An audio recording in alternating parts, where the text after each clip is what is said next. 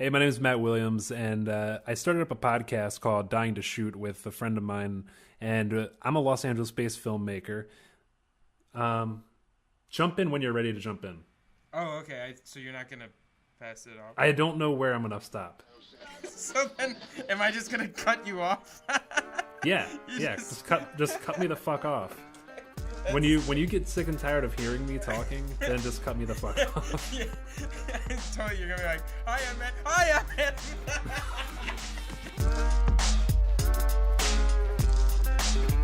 So my name's Matt Williams, and I had this idea to start this podcast about film, etiquette in film, and kind of everything that surrounds it. And there's only one other person that I could ever really want to do this with, or would put up with me for an hour and a half or 2 hours per week, and that's Adam Biley. Thank you, Matt. I'm happy to be here, which is, I guess, in my dining room. But I guess to further explain our situation, you're in LA right now, right? And I'm in Chicago. Lucky me. It is March, so that means the winter is still in full swing. It is March, so it's 80 degrees here. You lucky bastard.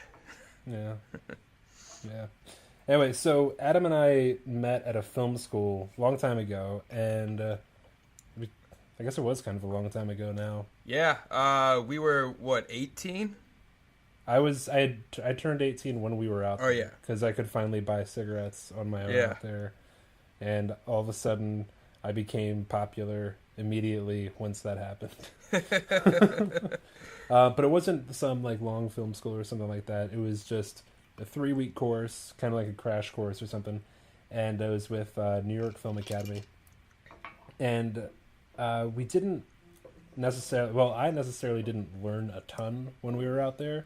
But one thing we did make were connections. Uh-huh. And I think by far the what we learned out there is absolutely zero in compared to even having 1 or 2 connections that we've made. And that allowed this to be able to start. So, I mean, Dying to Shoot, it's all about being independent filmmakers, and we're both working jobs that are in film, but I mean, it's not the cinema life that we exactly are going after, so we do our own cinema stuff on the side. But what other stuff do you want to talk about? What other stuff are we going to be talking about, rather? Well, I mean, I just think it's interesting, too, what you were saying about we both kind of ended up in film, but kind of went different routes in a way.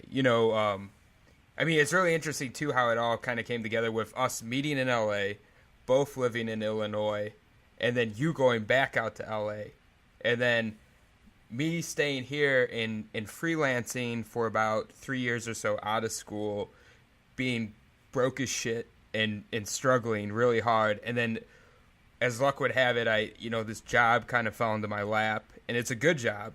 And I kind of get to do what I love, but, totally different than, you're just went for it, And, I have, a lot of respect with that, because that is something that I couldn't do. I'd just be too afraid, to I mean, I was struggling enough in familiar territory, let alone going to some new uncharted territory. And you just that's kind of one of the differences, I think, with you and I, is that I've always looked, at least this was my outsider perspective, not that I want to typecast you or whatever, but you were kind of more the dreamer, more the adventurer, And yeah, there's what's that saying? There's a very small line between courageous and stupidity.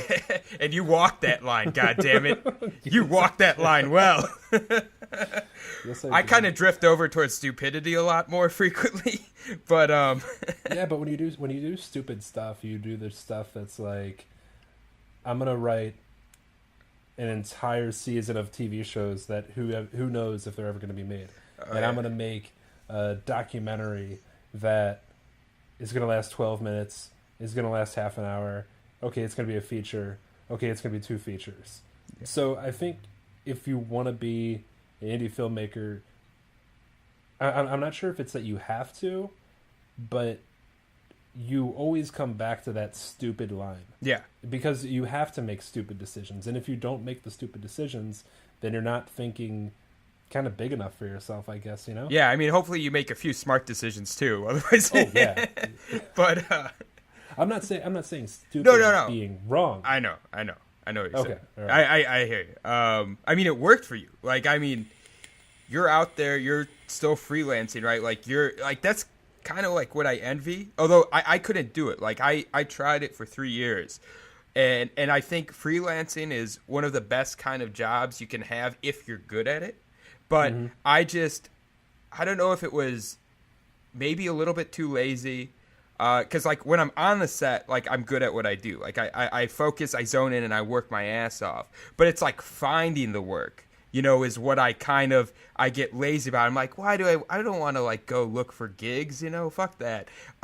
So I think it takes, like, a kind of more driven mindset. And I think you have a much more, like, driven mindset. Like, I think we both have good work ethic overall, but, like, you have that pre-work ethic. I mean, when we went on that road trip, that was you planning it. I mean, all that kind of shit. So that's why being a freelancer works so well for you.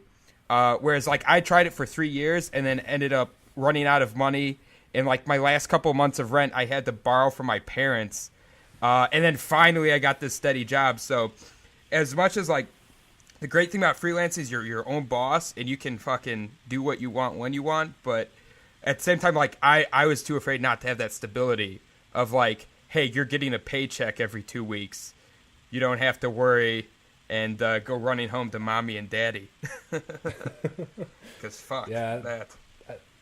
I don't know. Like, it's interesting. So I'm working on. I sent you that book. I don't know if you had a chance to read it over. Part of it anyway. Yeah, I did actually. Got so far, and the more I'm writing about my experience of, like, coming out here, the more I'm looking back and just being like, oh my god, you fucking idiot. Like, what did I do? A lot of these decisions are just, like, really dumb. Like, I'm not living, like, exactly the life that I want to, but I've been able to pinpoint down the type of filmmaker that I want to be. And I think if you can pinpoint down the type of job you want to be involved in or surrounded by in film, I think that's a huge hurdle. And, like, so me deciding, like, okay, well, this is the type of filmmaker that I want to be, period, that's really been the biggest win since I got out here. I think that if my brain was wired a little bit differently, I could have figured all this shit out while I was back in Chicago. And I could have formulated a much better plan. But I guess I'm kind of way more of, like, an all or nothing person in a lot of different ways, and that can be a really good thing, and it can be a really shitty thing. It can be dangerous, you know. It's fucking it can be, you know. Yeah, it's fucking me and my wife and my dog hop in the car and drive across the country and see what happens with $4,000, and we didn't even have any savings either. We just pulled out my 401k, and we were like, "Don't need this." Let's go. And now where?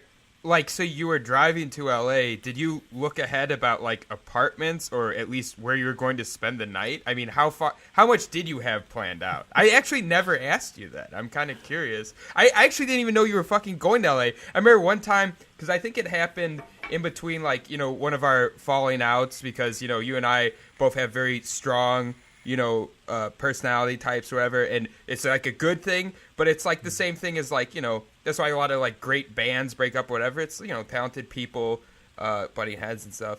But we're basically a great band doing a reunion tour. Exactly. Now we're having an album yet. But so, like, you know, we talked and then we had, I think, like, a falling out, and then, like, months later, we like the things cooled and, like, it wasn't, like, any big deal, and you just, like, hit me up and we were just talking and I'm like, yeah, good to hear you, blah blah, and you're like, yeah, I'm in LA. I'm like, what? When the fuck did this happen? Really? I think so, yeah. No, I think I called you when I was in Phoenix. Okay. I knew that you left, though, right? Like, you were not in... I don't know. Yeah, yeah. We were in Phoenix when I called you, and I remember. Now I'm remembering this. So I remember before I called you, and I was just like, "Fuck, it's gonna come up that like I came out here, and I didn't want it to be like this douchebag thing to be like, by the way, I moved out of Chicago and I did all this and blah blah." And I made some stupid fucking choices. I mean, dude, it was rough. Yeah. It was really rough when we first moved out here because this wasn't, like, Los Angeles wasn't the destination. Phoenix was the destination. And we decided, okay, we're going to move to Phoenix because it's got a much smaller scene in everything. And it's probably a lot easier to get into. It turns out, like, if we would have come straight to LA, then... I don't know. You know what? I guess that wouldn't have been a good thing. I guess it was a good thing we went to Phoenix first because we went to Phoenix and we got there, and within 48 hours, we basically decided this is not for us at all. Like, we know it's not. It's just, it was not vibing with us whatsoever. It was like the people or what? It was just a gut feeling. Yeah. It was just really just a gut feeling. And so we're like, okay, well, what are our other options? And Jess, my wife, she's a painter. And so, like, okay, we want something with a film scene and a painting scene. But Los Angeles is going to be super expensive, and don't really want to, just, like, put all our eggs in that basket. Let's try out New Mexico. Let's try out Albuquerque. So we go out to Albuquerque, and we check that out. And it was cool. It was a small town. It was, like, you kind of got to really get to be integrated into the town to kind of get to know the film scene there, it felt like anyway, and from people we talked to that were out there. But there was no painting scene, and it was like, okay, well, we didn't come out here so that just one of us could do what we want to do. It was like we came out here for both of us. And so we booked it to LA, and we're like, let's try this out. And we got out here, and like the second we got out here, we're like, holy shit, this place is amazing. It's like, it just felt absolutely right. And that was the only difference from that and everywhere else, is that this place just felt absolutely right. And so we're driving around and we're looking up Craigslist ads and places where we can get into somebody's guest house or get into somebody's... We didn't care if it was a garage, and it was just like we had a corner to sleep in or something like that. But that was like the first biggest thing that we found, was that it was like, yeah, rent is higher out here, but it's not that much different than what Chicago is. But we were at the point where it's like, okay, we need to think about, we need security deposit, 2 months up front, we need to survive for another month, or we need to survive because we had to go back to Phoenix to pick up all our stuff. Because we brought a U-Haul out there and everything, and we left all our stuff in Phoenix. We had to go back to Phoenix, grab our stuff, put it in a U-Haul, and then get back out there. And it's just only a 6-hour drive. It's not really that big a deal. But we're just looking for days. For probably about 3 days, we're looking for places to move into. Places that aren't going to be looking for, hey, what's your first and last month's pay stub? Because we don't have one. Places that aren't going to be like looking at credit score or something like that, because I screwed mine up. So we were looking at some shady places. And we ended up finding this one place. It was a 3-bedroom house. I would be sharing with a guy and this other girl. And it was like $400 a month for rent. It was like, sold. Wow. Like, let's go do it. Let's go. But like that entire time that we were, like those 3 days, we were sleeping in our car every day. It was not like we were like, let's get a hotel or something like that. There was no money to be wasted. But it was not a bad thing though. It was like sleeping in our car on, I can't remember the name of the street, but it's like right on the ocean and everything. And like there's a time where like Jess woke up at like 3 o'clock in the morning and took our dog out to go just walk down the beach. Wow. So it's the two of you and their dog living in a car. Living in a car. And was there like any point where you're like, what the fuck did I just get myself into? Or like, oh yeah, hey, I'm going to go, we should drive back home now. Like this is no, that didn't never. happen. That You so like that, Chicago was gone. You were like, I'm not. That's not even a road we're going down. Basically, the way that I had it in my mind was that we are out here, and the only way that we're ever going to be going back anywhere else is if they're putting our bodies in boxes. Like that is the only way that we're going to do it. wow. And we had to commit like that. And if we didn't, then that would have been an option. But Chicago couldn't have been an option for us. I heard you, Bert. Sorry. 'Cause I am drinking right now. I'm gonna break the fourth wall here. What do you got? I got some Jack Daniels. Oh, nice. And I got some. You said that like you just got a pony. Seagram's ginger ale. Nice.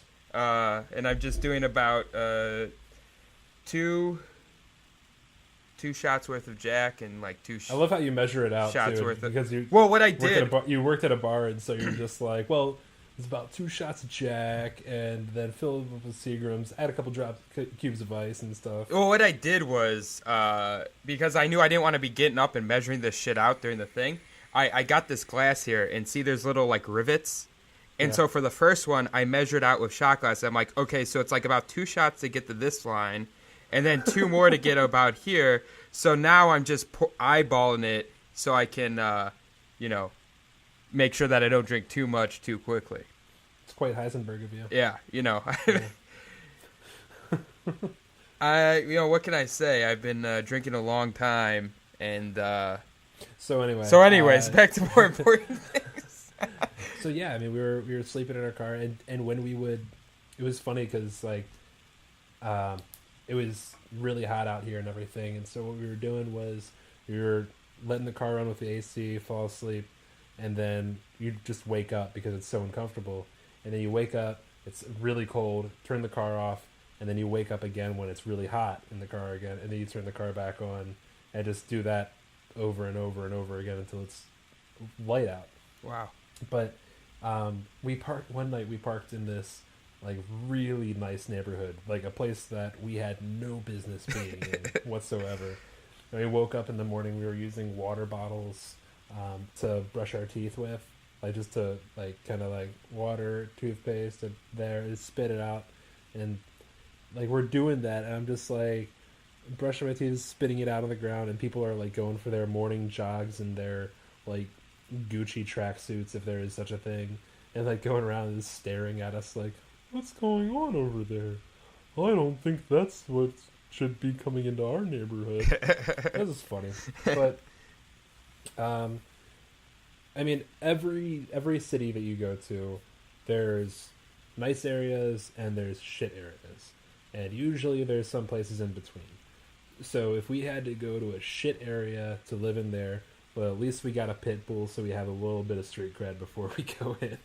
So it was probably about an hour and a half outside of downtown LA that we moved to. But Jess was just driving down there back and forth every day for work. She had found a job down there at a liquor store, and it's like, if I can, like a high-end liquor store, some, what would you call it? Like, what are the hipster? It's like, it's sort of like a hipster-ish type liquor store. And she's like, there's a ton of galleries around here. If I can get into this town, then I can find my way there. And she eventually did, and she found out, I want to work. She was like, I know I want to work at a gallery. I want to work at a gallery. And then she got a job at a gallery, and she worked there for about 6 months or so. And she's like, I don't want to work at a fucking gallery. I don't want to sit here and babysit people's paintings. And I kind of have the same thing. I'm like, I don't want to work on... I don't want to be some Hollywood filmmaker. That's not what I want to be. And it took some digging, and I found out, I was like, fuck, but if I could be a traveling filmmaker, I was like, I don't really know what that is, but that's what I want to do. Just like, so you can like see the world and film shit, or like traveling, like how far are you traveling? World would be awesome. Yeah. Work, like film animals and shit. Work for like... That's something I've been wanting to do for a while. Yeah. I think I'm going to actually be going out to Joshua Tree in the next couple weeks here, and I'm just going to go out there and do some photos. If I can do any wildlife stuff, that'd be badass. I've never really had the predisposition for wildlife photography. I've always like been much more comfortable with people and all, but yeah, I mean, I'm not doing exactly what I want to do, but like I'm getting closer, you know. And I think you're in the same boat too. Right. Like it's not 100% like this is what my dream career could be. And I think 99% of America, less of the world, but 99% of America could say like that I have my dream job, you know. Yeah, and it could be a lot fucking worse. I mean, and it was like, I mean, I really hit like a bad point like right before I got my job where it was like, you know, not so horrible where I was like homeless and that kind of thing, but where like I really like didn't value myself. Like it's a really scary thing when you think like all I'm really good at is this one thing, right? Like film and stuff, and then you can't make it at that. You know, you can't support yourself, you can't become self-sufficient, and you're like, man, did I just totally fuck up? And like, am I, you know, and for me, it's always been as like badass as I try to be about like, I don't give a fuck about what other people think, and I don't give a fuck about what a lot of other people think, but like one thing I can't get over is obviously like my parents' opinion, and like that sense where like, oh man, I bet they're just disappointed that they got this bum kid who like he works part-time at a bar and part-time freelances and then is, you know, drinks and does whatever, and then, you know, can't even like support himself, you know. Like it's just, it's embarrassing, you know. Like but that was a process though. Like that was a process that I think you had, that everybody kind of has to go through, and nobody goes through it in the same way at all.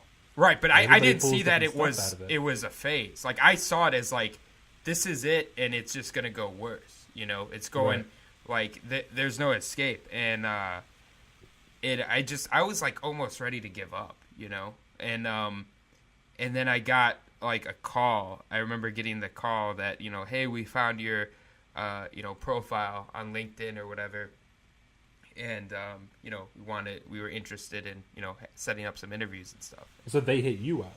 Yeah, that's what I'm saying. It was like you know what's even fucking crazier too is like, because this is like how much of a dark like hole of just wasted, like I was drinking a lot because I was working at that bar where they would basically just feed me alcohol.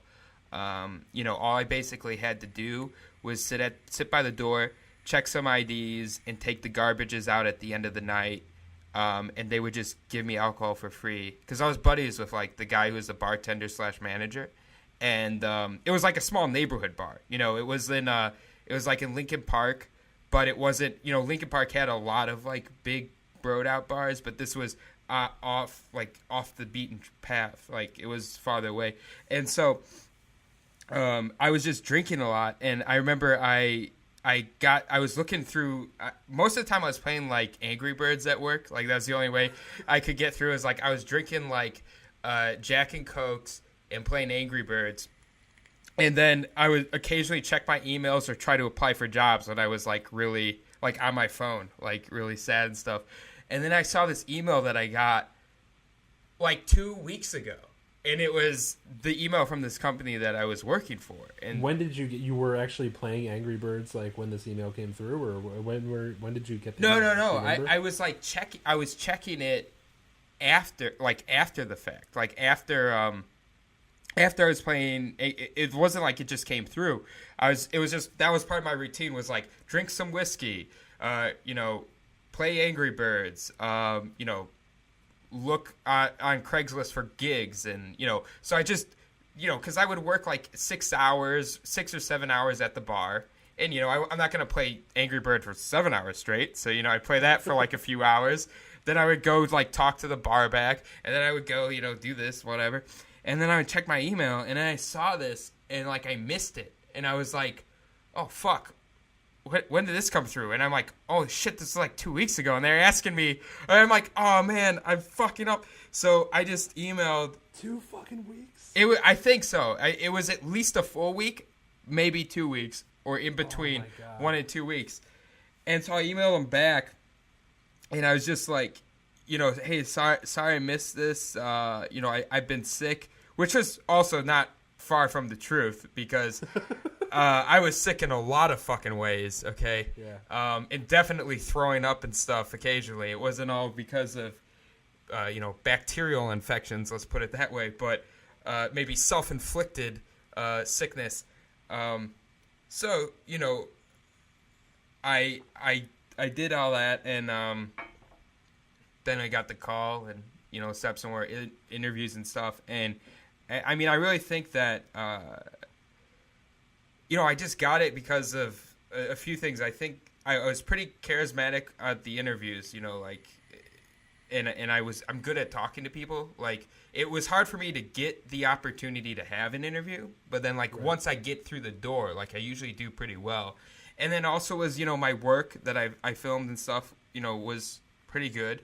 And then finally the fact that it was in the burbs, there's a lot less competition out there, where it's like everyone wants to live in the city, especially artists, because every artist I'm not living in the fucking suburbs, That's where I grew up, goddammit. I tried to fucking escape that place, I need to be an artist, blah, blah. I need to live in fucking Wicker Park and drink, IPAs and wear skinny jeans, and only eat,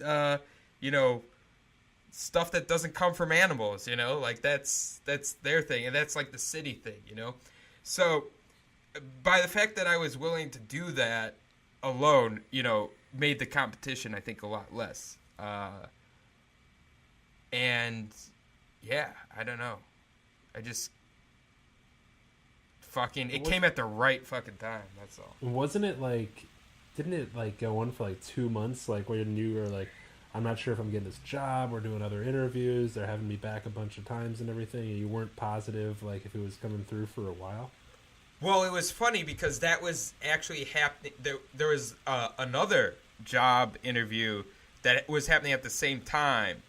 Oh, that was the Wounded Warrior. Veterans of Wounded Warriors. Yeah.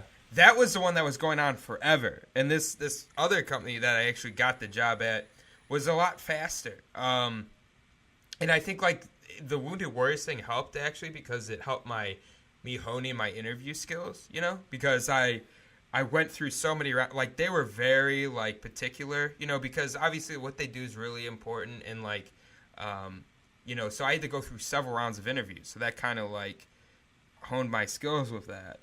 But it was funny though. It actually took so fucking long that I then interviewed with this other company, got the job, and then 2 weeks later, I got a response from Wounded Warrior saying, "I'm sorry, we're not gonna go with you," and I'm like, oh, okay, well, I've already been working at this other place for 4 weeks, Did you email them back and say that or something? Because out of spite for taking so long? I probably would have if it weren't for the fact that, they were a really good company, That's true. For That's true. what they do, yeah. It's right.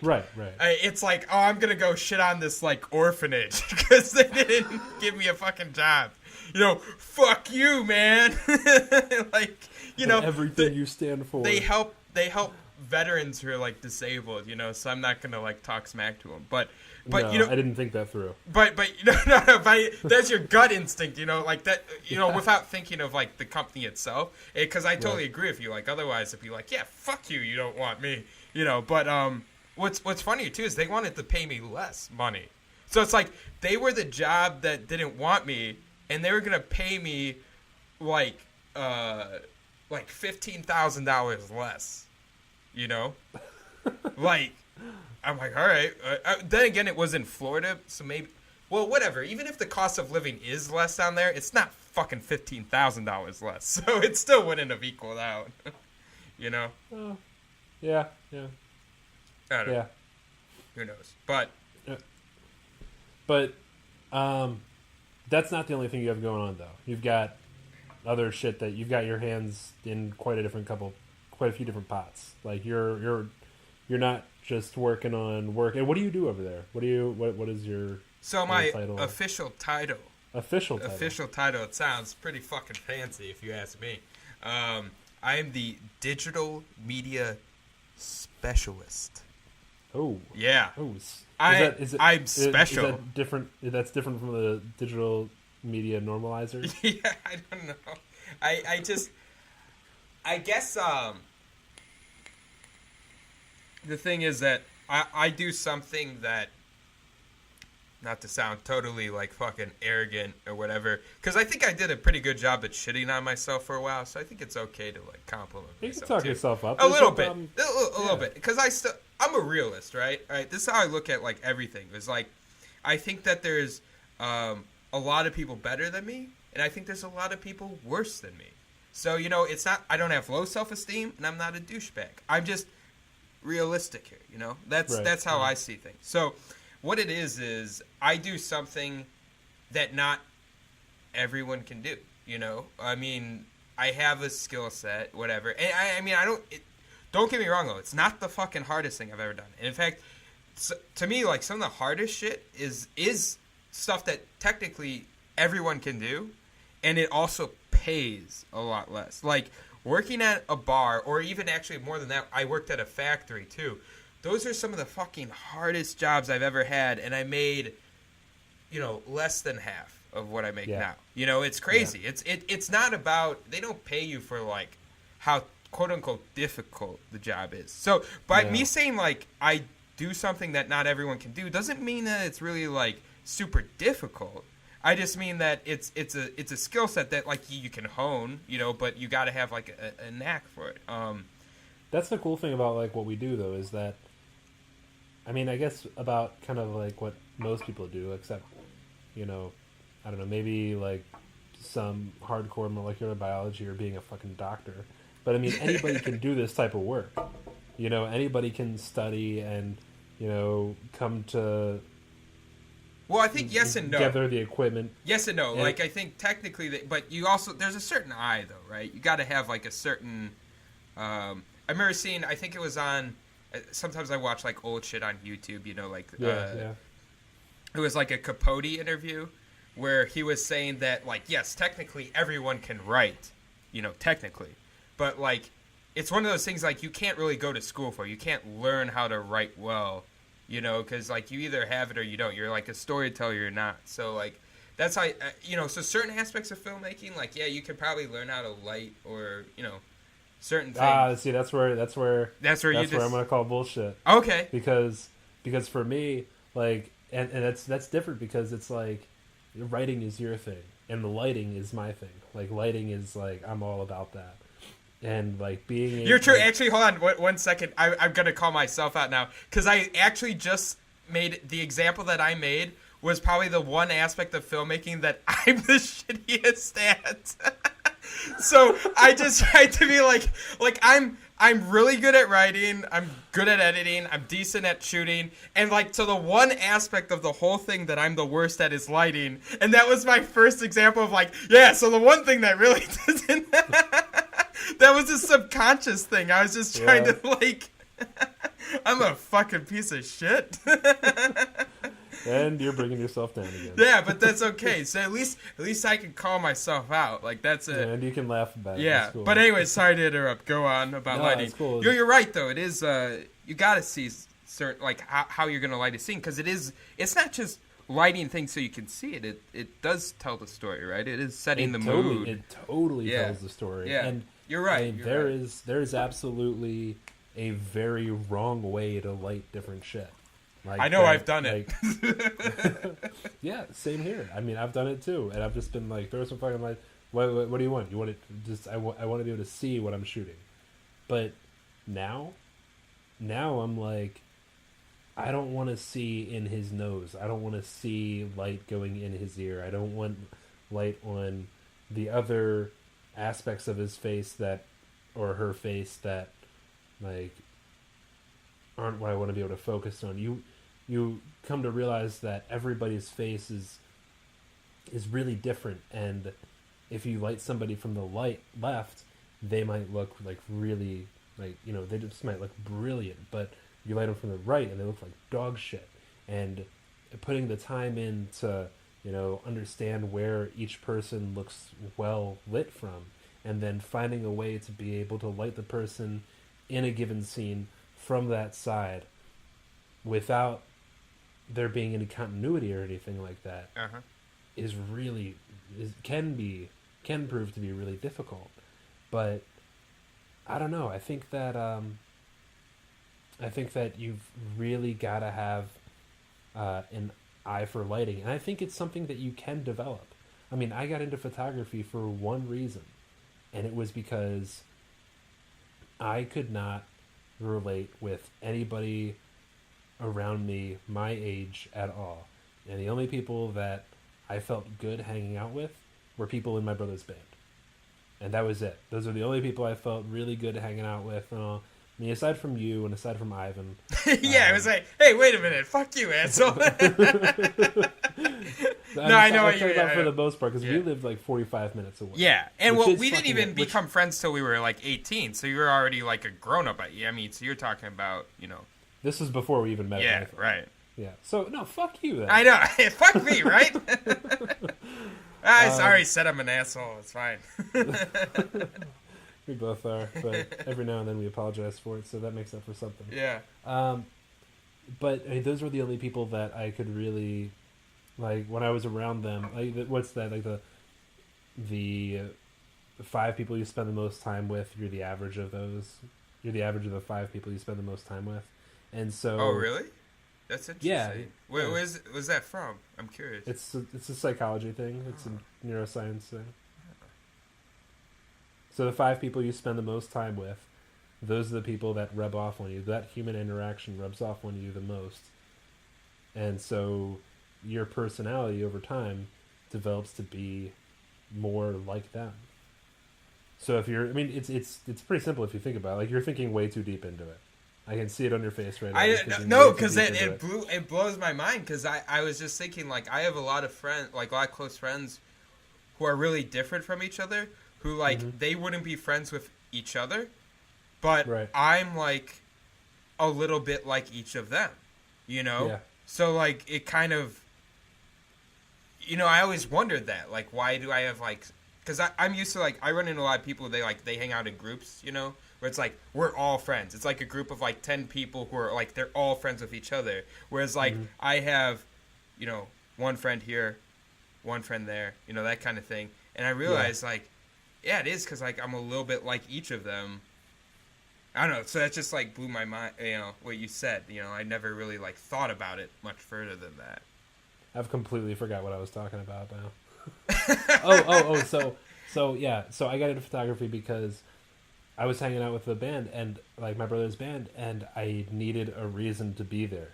Like, after hanging out there for consecutive days, while they were recording and while they were doing other stuff, I realized I was like, shit, I feel like a fucking groupie. Like, I need to have a reason to be here. And I'm like, photos.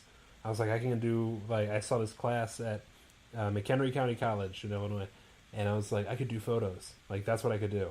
And they didn't have any digital photography classes, because it's shocking to think about now, but professional digital photography, it took a long time for it to kick off. Yeah. People were like, film or nothing for a very, very, very long time. I think it was 2004. Our community college did not have a digital photography course. And that's weird to think about now, 10, 12 years later. But, 10, 12, I missed it both times, 11 years later.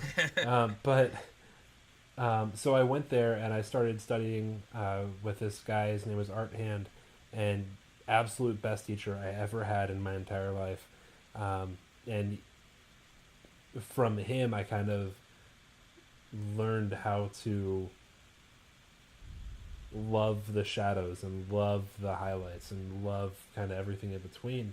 And I think that says a lot, because, for Jess, I want to be an artist. When she was first, when she was a kid, when she was in kindergarten, she has a scrap of paper where it's like, when I grow up, I want to be a blank. And she wrote artist in there, and she still has that, which is really cool. But then the more she's kind of got into that, she's like, okay, I'm still an artist, yeah, but what else do I want to do? I want to help people change their lives to be able to be more productive, to be able to be what they want to go after. And that's kind of more what she's falling into. And so what that means is that you can end up learning more about yourself to be able to go in a different direction than what you thought of. Which it seems like when you state that, it's like, well, obviously, yeah. Mm-hmm. But a lot of people just fall into something. And for the longest time, that was my hardest thing with photography, was that, like, when I said that I'm like a very all or nothing person, I meant it in all ways, because I'm just, I will have the highest highs, but I will have the lowest lows. Just kind of, maybe I'm a little bipolar, who knows. But maybe. Maybe a little bit more than maybe. You've been around me long enough. Dude, you've had moments where you scared the shit out of me. Yeah, dude. I'm sorry, dude. I look back. No. I mean, I'm not even saying that was all on you. Like, I mean, I probably set those mood swings up. Like, Like you probably went into a crazy mode because of something stupid that I, initially. So I was like more than likely the catalyst, Well, I'm not saying I'm some innocent victim over here. I mean, come on, I'm the furthest fucking thing from that. But it's cool though. It's funny because you're like, you could be like the fucking calmest, chillest guy with like really great advice, great philosophical advice, great. All kinds of advice. I mean, how many fucking times, because my fucking pathetic ass was so shitty about talking to girls and stuff, where like I'd talk to you and you'd be like, I don't know, you just say Don't act like I've never called you up and asked you for advice either, though. Well, I know, we all make mistakes. My point is... I know, right, sorry, your point. My point is that you can learn to fall in love with something. And when I would hit those lowest lows, I would be like, I got in this because like my brother's fucking band and I just wanted to fit in, and that's all I was and that's all I still am. I'm just starting to fit in and I've just gone with the flow, and I would hit those low lows. And then it took a long time for me to realize, no, you can fall in love with something because you learn to fall in love with it. And that's when I feel like it can be one of the most true loves. Because when you see that, for an example, when you see that girl or you see that guy across a bar and like sparks, you're just like, just like there's something there immediately. It's like, that wasn't there for me with photography. I had to learn it and really get in and understand it so that those sparks happened. But guess what? I made those fucking sparks happen. Well, I didn't. My teacher did. But I put the time into it to where... I saw those sparks kind of come about. But all that to go back to half an hour ago and say, I think anybody can kind of do this because of that. I think if you actually develop a love for it, I think you can do it. That's my personal opinion. And I know it's probably not the same case for writing. But because writing is so much more sophisticated and important. Just kidding. Fucking A. I'm just kidding. I'm just being a dick.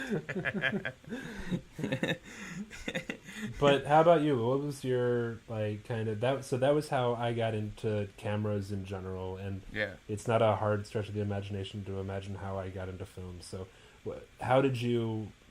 What was your kind of thing for how you got into photography or cinema or whatever?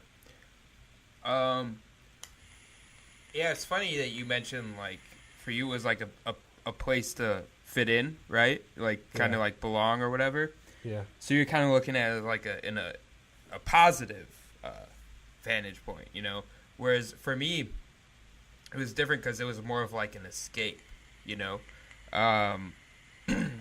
It started really like when I was probably,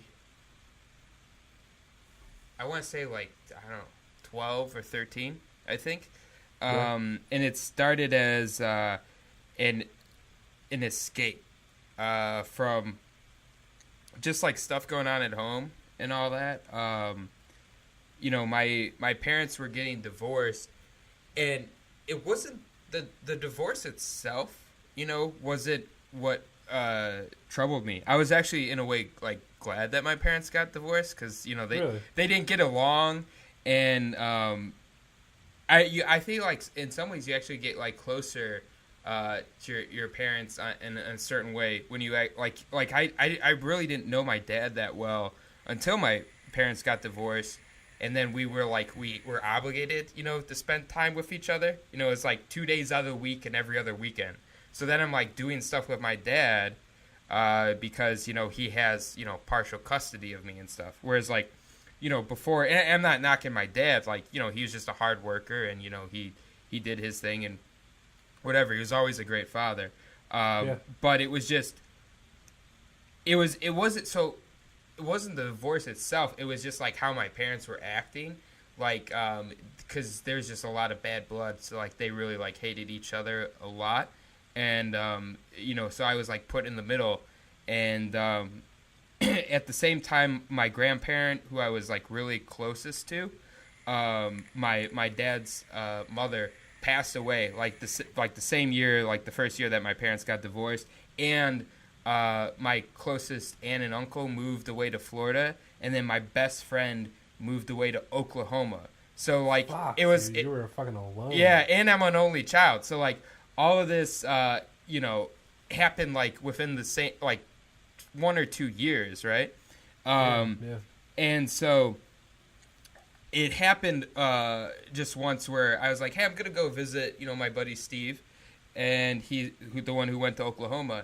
And I went out there for like a week or so, and because there's not a lot to do in Oklahoma, him and his buddies, the neighborhood kids, would like do little camcorder shit, right, where they would just film whatever, like just random stupid short sketches, like a la like Chappelle Show, whatever, not to that level necessarily, but just stupid little things that like 15-year-olds or whatever like to film. And I kind of like was brought into that, and it was I just remember it being like the best time of my life. It was great to like escape everything going on back home. I was in a warmer climate because, as we all know, Chicago's fucking cold as shit, and I was away from all the drama, and I could just not have to think about anything, and then just make funny stuff that like we did. So it's like we created this, and then it made us laugh, and that's kind of when I realized that, there wasn't anything else I could see myself wanting to do. There wasn't anything else that, made me feel that good and happy. Mm-hmm. And it became like a yearly ritual where I would always go down to Oklahoma, like usually during summer break or whatever, to just go and film things. And that kind of fed the creativity. And then it was, when I started talking about, so that happened like in around summer after 6th grade, I guess.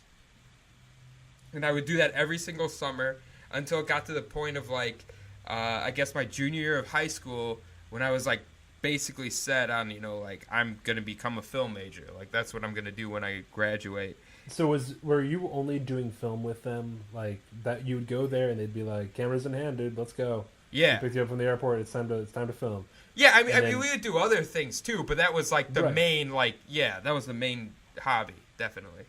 Right, but I mean, like, would that be the only place that you would go do that? Like, did you do anything by yourself or? Yeah, I did. I tried to when I came home, and mm-hmm. I would try to like hit my friends up, and two of my closest friends, and they still are my closest friends, would do it with me, and we would make little sketches and stuff. But it just wasn't the same because when I was in Oklahoma, we had like a whole like big group, and everyone was like the director or whatever, like the rallier, I would say. Whereas like back home, it was like I was rallying my two buddies who were happy to do it, and it was fun. But, like, they didn't understand, I think, like, how important it was to me, Whereas, like, when I went to Oklahoma, I felt like I was more on the sidelines, and I was like watching these guys come up with great ideas, and then I was the participant. Whereas when I came home, I had to be the leader, and it wasn't as I don't know, as big or whatever as when we were in Oklahoma, because it was like there'd be like 10 or 15 guys, just all coming up with ideas, and it was a lot of fun. And I still had fun with my friends back home, but it was just I couldn't pull as many people into it and to care as much about it as when I was there. So that was part of the issue. But then what ended up happening was like junior year of like high school and stuff, when I was like dead set on becoming a film major, and my parents, like the realists that they were like, well, that's probably a bad fucking idea. I mean, they didn't say that. They didn't say that to me. Like, I give my credit. Like, as shitty as my parents were to like maybe each other and stuff, not getting along with each other, like they were like still really like good to me. So, but like I knew, like looking back, like I knew like that's probably totally what they thought. Like even if they didn't say it outright, they're like, that's a fucking. I mean, both of my parents made a decent amount of money and did like really type A, like business-esque, think my mom ran her own company. My dad was a credit manager for like a really big company for like 35 years. He worked at the same job. I think he had 3 jobs in his entire life. Oh my God. Like it's insane. 3 jobs when I was 16. I know, like it was fucking insane. And so, very respectable people career-wise. And so for them to like, both of them be like type A people and then have this kid who's like, I want to play with cameras. They're like, what the fuck? And that's like at least what I imagined. But we have an entrepreneur and someone who works at a credit bureau. We were supposed to have a child who was type A. Yeah. What the fuck went wrong? I know, right? But to their credit, which if I was in their shoes, I probably would have been a lot harsher. I'd be like, fuck you, kid. I paid for everything. You would have nothing without me. What do you mean you're going to go piss away my money on this fucking film career? That's bullshit. You're an ungrateful son. I'm sorry. What's that? You're gonna go to school to learn how to make pretend? No, yeah. No. Fuck you. Do you know how? I'm not gonna pay you fucking $100,000 or whatever it is, so you can just play around with a camera. But to their credit, though, they actually did back me. Probably also, though, because they knew if it wasn't for film, then I would just become probably like a dropout and just go in hardcore into like drugs and whatever. Because that was like my one thing that like and they saw that I was good at it. When they saw like things that I shot or whatever. Almost. Did you show them stuff that you guys did, or? Yeah, not actually. Sorry, that came later on because the stuff that I did back then was just like fun shit, Right. It wasn't like, oh, this is the impressive but it inspired stuff that came later. But so basically the turning point was what led me to actually meeting you. Was my mom was like, all right, well, if you're gonna fucking go to college and you're gonna actually study this shit, she didn't say this is again just me in my head, well then you're gonna go to this camp, right? It's just all about filmmaking. Oh, so she told you that you were going? Yeah, basically, like she's like, I want you to do this so that you can actually see what it's like, because I only did it when I was fucking around with my friends. I never took any classes, back then. I don't know what I mean back then. Like, maybe they still don't now. But they didn't have, like, any fucking film classes in high school. Which is fucking... such bullshit. But... Yeah, it's crazy. You learn to do the absolute generic in schools, which is just so fucking annoying. You learn to do the absolute generic in schools to prepare you for the most boring jobs you can possibly do with your life. Or some people know jobs because they're like, this is boring. I'm just going to... fucking, give up or whatever, Yeah. But she was like, you're going to go to this camp, and if you really like it still, after the 2 or 3 weeks, however long it was, then okay. You know, and so, you know, that was fair. It's like, all right, well, let's test the water, see how this actually is for real, you know? And much to, I'm sure, their disappointment, it, like, was even more like, yes, I totally want to do this shit now. You know? Like, they were just hoping for you to come back and be like, oh my God, no, that sucks, you know? How I don't know how that could happen, like, where you could be like, yeah, you know what, that thing you're interested in, we're going to send you to a place where a whole bunch of other kids are interested in it too. We'll see if you like it after that. Yeah. It's like, fuel on the fire, dude.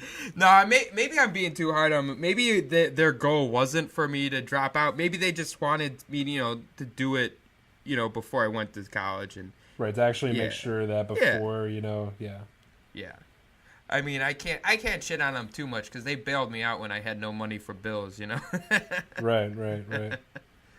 So, but it all worked out, you know. Yeah, so far, amazingly. I don't know. So, do you see a point where it couldn't work out? Like, do you see yourself going back to the place where, like, there being not in like infinite possibilities, but like, do you see yourself now after you've done this being able to go back to the bar and work there? Like, if something happened, like the company is like, oh shit, we didn't realize that we didn't move the decimal point over 4 places and now we're totally fucked. Yeah, we need to get rid of you. Yeah. So you're saying, right. Yeah, I got randomly laid off. Like, could I? Or would you just like, or would you be like, you know what, I'm not going back to that. Like, I have to find a way to keep doing this. Or what do you think you'd try to go for? Oh man, I don't know, because like that's what I was thinking. Like right at the end of it, you know, right before I got that job, like I was, you know, my options seemed to be exhausted or running out. I don't know, because, you know, I guess I would do whatever I could to like just try to stay afloat until you know, something just came. Like I got lucky because it kind of fell into my lap, you know. So because I'm not good at like finding you know, those kind of opportunities. Like that's why I failed at freelancing. You know, I was good when other people. Oh bullshit! Don't say that. Don't say you failed at freelancing. Well, I mean, if I succeeded at freelancing, I wouldn't have needed this. I wouldn't have gotten this job because my personality type, I would love to be able to work whenever I wanted.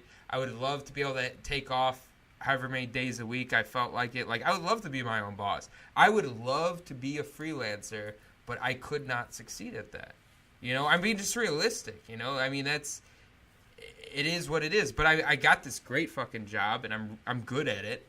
And I like it, and I love my coworkers. Like, I met a whole new group of friends and stuff, and you know, so I do think things worked out for the best. I'm not trying to be like, oh, poor fucking me, but I no, not at all. But I know, but I'm just saying, like, you know, I don't. I think so. Maybe you're saying more like for the like per gig status, you know, whatever. Like, I think when I did freelance, I think I did well on the jobs that I had. My point was, like, I failed when it came to finding those jobs, you know? To keep it consistent. Keep it consistent, yeah. That was what was rough for me. That's difficult, but, I mean, I don't know. I mean, basically what I'm saying is now you've tasted the sexy. Like, you've gotten, like, you have your studio at work. You have a place where you can create like all this stuff. You have a green screen and everything. And I got lights, like probably $10,000 worth of equipment. You know, everything added up. I mean, yeah, it's insane. Half of it mine and half of it theirs. Yeah. Yeah, but I mean, which is awesome. I mean, but what I'm saying is not from like a. Would you ever want to go back to doing something that wasn't film? Oh God, no. Yeah, me either. No. Which is weird because, I don't know, you'd think like any other job I've ever worked, which I've worked a lot of different jobs, but I don't know, I can't imagine like thinking I want to do this for the rest of my life with any of the jobs I've ever really had, you know, or that I'd ever want to get out of this genre. Yeah. At least, you know. Like, I kind of like the bar industry to a degree where it's like more for like the social aspect, because it's really fucking cool, you know, when you're friends with the bartenders and you can bring a girl into the bar and you get free shots, and then it's last call, they kick everyone else out but you can fucking stay. Like, there are like cool fucking aspects of working at a bar, and like I definitely wouldn't mind that as like a part-time gig, you know, like, so kind of like going backwards, where when I was freelancing and working at the bar, like, that was cool. Holy shit. But if I had made it work, but I wouldn't want it to be, like, the only fucking thing, you know? Like, I just realized that the bar for you is the convenience store for Kevin Smith.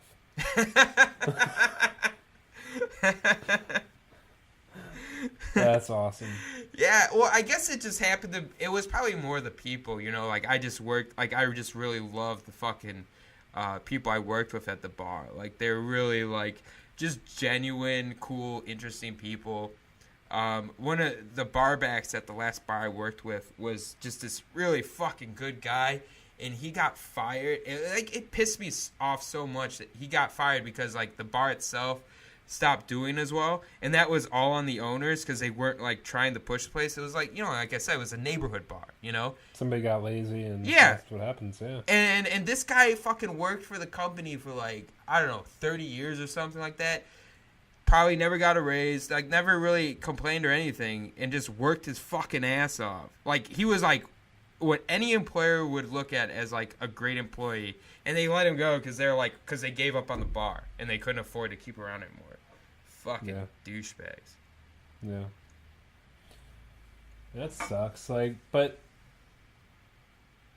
I guess maybe that was part of the difference. Like, where I was just like, I was just that. I think that's where it came from for me, for being like, you know what, I am gonna be all or nothing, and this is the only option, and this is what has to happen, and come out to California. Because the last job I was at, there was one person, there was two people there who I got along with, and we went to a concert or we hung out once after work.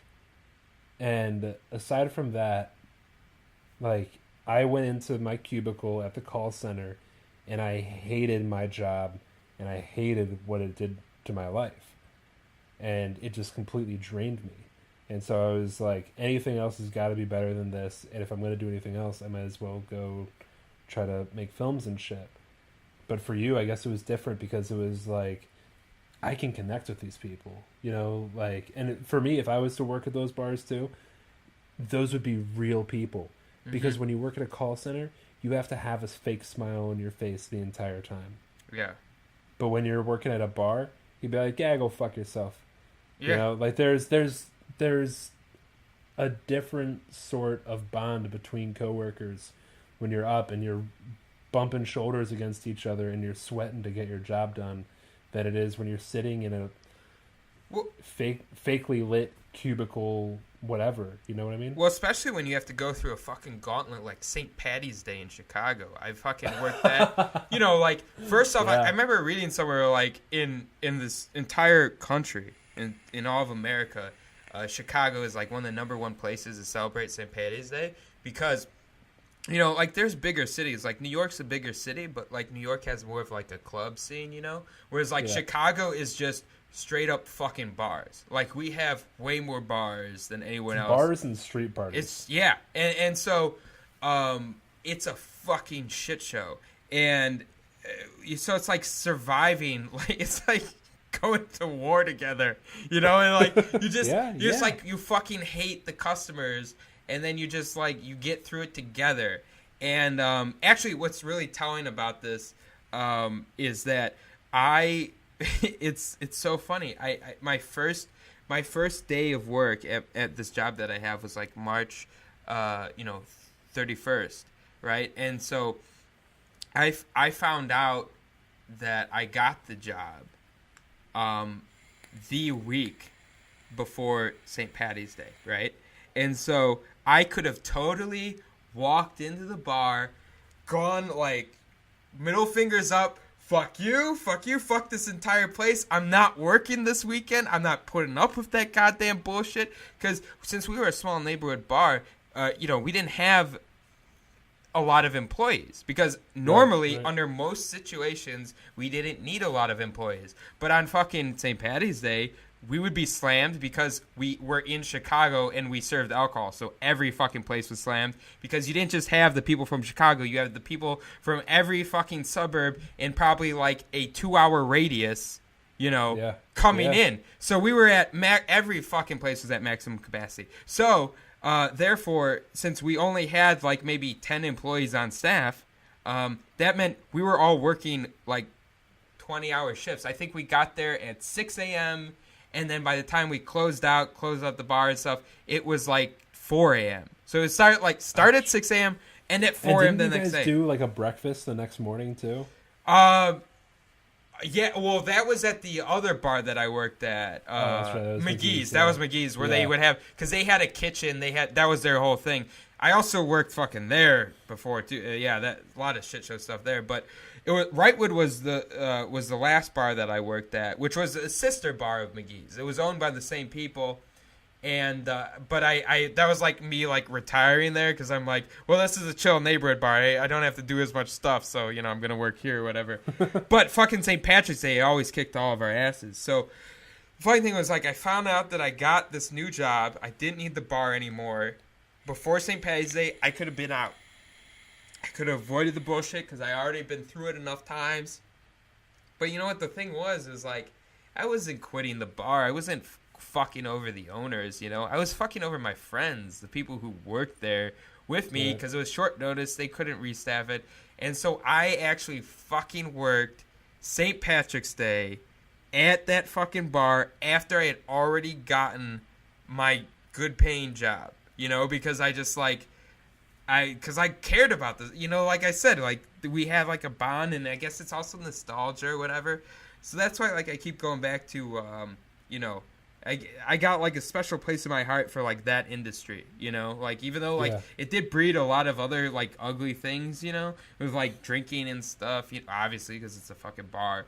But overall, you do meet like real people, good people, and it kind of like inspired me as a writer. Like the fucking characters you meet, not only the people who work at the bar because there's like interesting characters there, but the fucking barflies. Like the regulars, the guys that you see every fucking night on a fucking Tuesday, whatever. Like, what does that mean to you as a writer? Like, did you ever write anything that was like based around those people at all? Did you ever develop stories in your head and shit? Like for me, when I walk around and I see light, I'm looking at it as how would that look if I filmed it right now, and how would I change it or want it to be? Do you think about shit like that as a writer and all? Yeah, it gets more specific, more like individual, and so instead of just like trying to like recreate the entire scene, which maybe I actually will or should someday.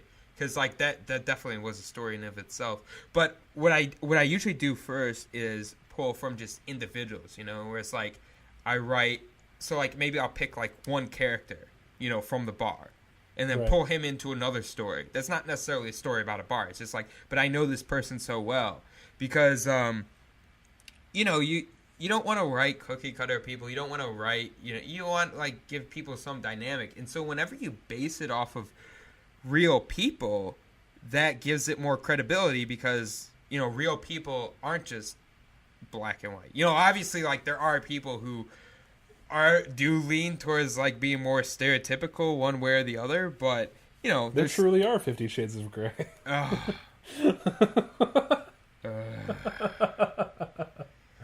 God damn it. Dude, the door was open. I just walked through. Yeah, I know. That just does not sit well with me. Like that's like as a writer, like depresses me. And it's funny because with 50 Shades of Grey, it is meant to be like offensive, because it's like about sadomasochism and BDSM, whatever. It's about like taboo fucking shit that normal. Is it about trying to be like offensive, or is it about trying to make the offensive? I can't believe when our fucking introductory episode we're talking No. about This is good the because technique of 50 Shades of Grey. it's good because we're fucking shitting on it as it should be. Okay, so fair enough. here, let me. Yeah. So let me go with this. It's that its intention, right? Is that it's taboo. It's fucking about sadomasochism and all this fucking shit. That's offensive, and so that's gonna be like whatever. But I am offended by that movie, right? Not because of the subject matter, okay? Not because it's about sadomasochism, all right? I'm offended by it because of the fucking shitty writing, okay? By the fucking dialogue. And not that I didn't see the movie and I didn't read Oh my god, the book. you can't fucking start shitting on it without being... No, I can. Because a friend of mine who... Oh my god. Who actually did this short video. I'll have to find you the link later and send it to you. It's one of the fucking funniest videos I've ever seen. He took a scene from 50 Shades of Grey, right? He did it verbatim dialogue. Like he said, I do not take credit for any of the lines spoken. That was of the author, And he took one scene, it was obviously a sex scene, and reenacted it with puppets. Okay? And he did the lines for both characters, okay? That's my only experience with the 50 Shades of Grey is like this 5-minute puppet sex scene that a friend of mine I went to school with did, and it is line for line from the book.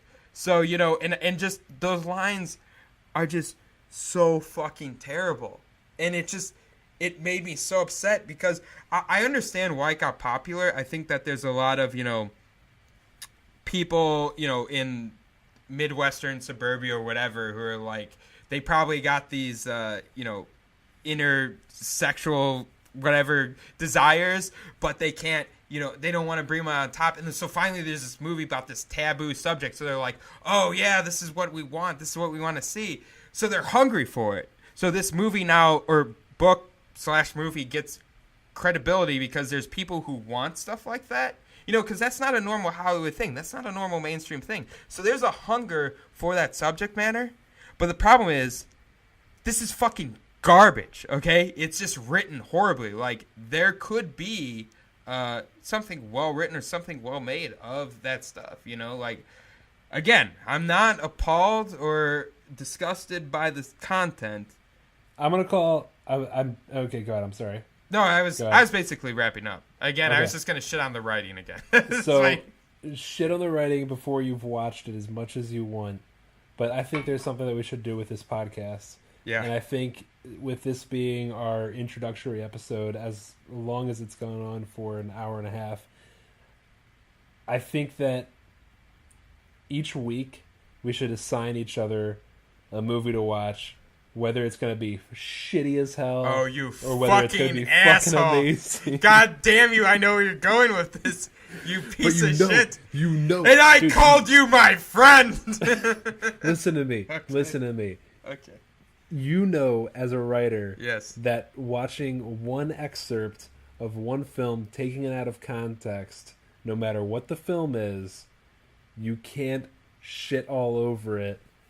Just because of the scene that was taken out of context. I have no love for 50 Shades of Grey. I really don't. Like, I don't care about it one fucking inkling. I wish people could see the expression on your face right now. But tell me, honestly, and you know what? If you know where I'm going with this. Yes. But if you tell me the truth here, like if you tell me your honest truth right now, all right, then I will not assign this movie to you. Okay. What's the honest truth? Is taking that movie out of context an accurate way to view the movie by as the writing in it when you're not seeing the way the writing was actually meant to be portrayed on screen? Oh, you fucking asshole. No, I know because I know where you're going here. Because this is like as a writer, and as I'm a whole proponent of, speech and right whatever like and I hate things being taken out of context. So you're fucking good, goddammit, Matt Williams. You're fucking good because as much as like I really want to hate this movie, you're bringing up points that like normally like I would defend other things for, right? Like that's a fair point because I'm like everything's got to be in context. You got to take things in context before you can judge it, before you can get offended by it. And you're right. And you know what? As much as I hate for you to be right, you're right. I can't completely shit on this because I haven't seen it in context. But there's also, sometimes you don't have to go out on too much of a limb, right?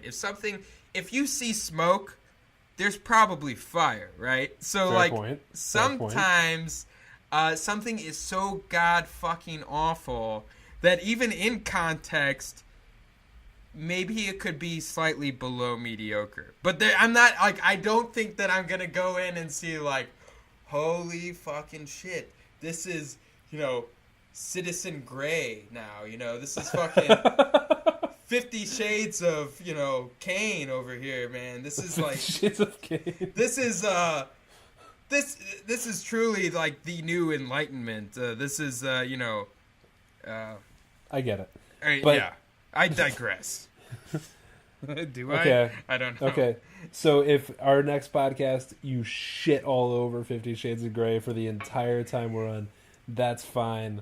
But I'm going to call you out on that. All right. No, that's a fair, I don't like to take myself too seriously and be too righteous. So, that's fair. Oh, but one thing that I would like to bring up on another movie/book that I'm not too fond of, where I do have a little bit more legitimacy in shitting. Have you actually seen it this time?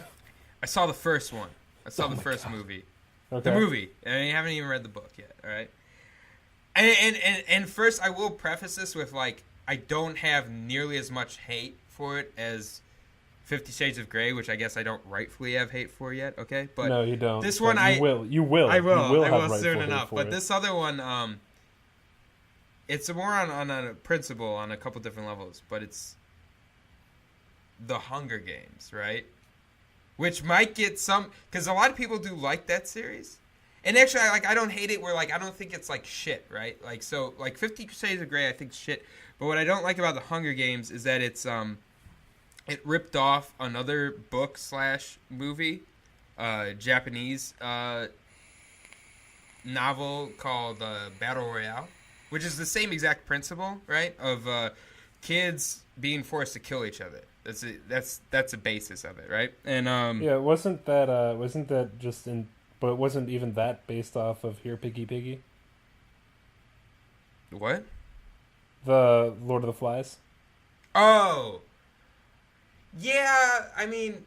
I don't know, I'm asking. Well, Lord of the Flies did involve children killing each other. But this was okay, so that's a pretty niche genre. But what I'm talking about, though, is, like, this was, like, the government abducting kids, putting them in a game, and then there had to be one survivor at the end of the game. It was, like, an orchestrated event, right? Whereas, like, Lord of the Flies was just, like, kind of a look at, like, society, like, bringing it down to, like, kid level, like, what would happen if there were no rules or no, like, adults, there were no nothing, and, like, it would just go crazy out of control. Whereas, like, both Battle Royale and The Hunger Games were about children being abducted in a post-apocalyptic, or, dystopian future, and they're forced to kill each other. And, the thing that I didn't like with The Hunger Games was that I thought that it was too soft, right? First off, the movie... So I can't judge the book because I didn't read it, but I'll just judge the first movie because that's all I've seen was the first movie. No, we're filmmakers. We don't read. Right. I actually did read Battle Royale, though. I read it recently. Oh, did you? Recently. Yeah. I saw the movie years before I read the book. I saw the movie when I was, like 14 or so. So it, like, really fucking affected me then, Yeah. I was, like, even more amazed. But, anyways, so with the Hunger Games, what I didn't like was they're taking a subject matter like children killing each other, And then first off, the movie is rated PG-13, okay? So you're like, all right, well, right off the bat, something, how are you really handling this material? Because this does not seem like material that should be... First off, I will say that I think the MPAA is bullshit, and I don't think there should be a rating system. I think, and it is important for kids or parents to know what they're taking their kids to see. So just make a synopsis. Like, this is a movie that includes graphic violence, sexual acts, choose at your own discretion. Don't give it a black and white PG-13 whatever rating. Right. But anyways, like, that's still like, okay, you're working with that formula, and it's kids killing each other, and then the other thing was like the main lead, the female character, the protagonist, I felt like only had to kill people in self-defense, so it wasn't really like an interesting psychological thing of like being thrown into this, dog eat dog world or whatever. Like, we have to kill each other. It's just, she was always portrayed as a hero and good and stuff like that.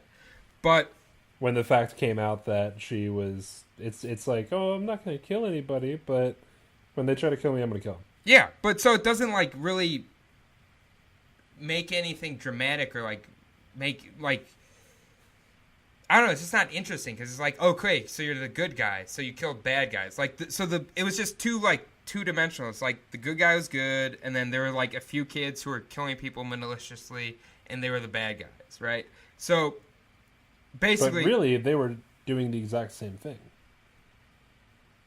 One of them was waiting, and the other people were striking first. Yeah, but there was like no like really gray area, and to like basically to bring it home, like to prove my point was, I tried to turn my coworkers on to Battle Royale because I knew a lot of them liked the Hunger Games, and so there was this one girl who she read the Hunger Games, she saw the movies, and she liked them. She took Battle Royale home, the book, and she only was able to read a little bit of it, and then stopped, and she's like, I can't read any more of this. It's too disturbing, right? It's like too violent, too disturbing. Which is kind of what you would expect when you put children in killing each other. That's my point. And so, like, I don't fault her. Like, I'm not saying that there's anything wrong on her part for not being able to read that. If anything, maybe I'm fucked up because I could read something like that. So I don't place any blame on her, but I think that reaction does put blame on Hunger Games because, like, well, if she can't, she can't read about kids killing each other, which that's probably the correct reaction you should have, right? She'd be like, right. Oh man, this is fucked up, I don't want to read anymore. Yet the Hunger Games, she had no problem reading all of the books, seeing all of the movies. So it's like, but it's the same subject matter. And that's where I'm like, if a person who has that kind of reaction to like one story where it's like, I can't read this is disturbing, and they're like, okay, this is all right, I think you're missing the point then as an author. Which begs the question that maybe, people say, oh, we're such a desensitized, like, generation or something like that, or desensitized world. Maybe it's not that we're such a desensitized world. Maybe it's that the media sugarcoats anything that they can so that they can shove it down our throats. It makes it accessible. We can digest it. Yeah. Yeah, no, I agree. Yeah. Cool. So anyway, I think that's a pretty good description of who we are and kind of what we're about and where our opinions lie for a lot of things. But is there anything else you wanted to throw in there? No, I think that about sums it up. Sounds good. So we're going to see you guys on episode number 001. Thanks for listening. See ya. See ya. Hey, thanks for taking a listen to Dying to Shoot. You can follow us on Twitter at Matt_DTS. And Adam_DTS.